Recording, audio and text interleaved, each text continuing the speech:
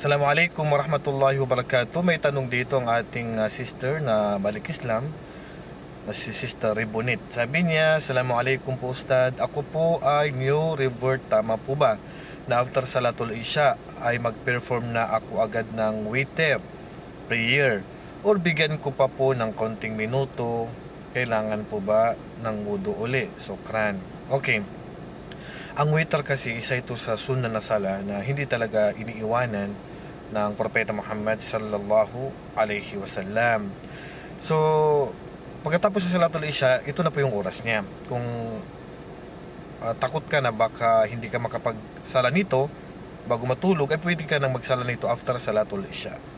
Pero kung hindi ka naman tatamarin at hindi ka naman natatakot na baka makatulog ka, so pwede naman ipagpaliban mo. Saka mo na lang siya isala ay pag malapit ka na pong matulog. Kasi yun po yung payo ng Propeta sallallahu alaihi wasallam sa gabi na ij'alu min akhir salatikum bil-layli witra.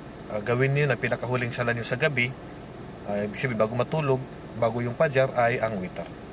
So kailangan ba mag-wudu uli? Siyempre hindi na kailangan mag-wudu uli. Kasi kung hindi naman nasira ang wudu mo, pwede ka na magsala ng witr agad. Okay? So yan na po kunting kaalaman. Wallahu a'lam. Assalamualaikum warahmatullahi wabarakatuh.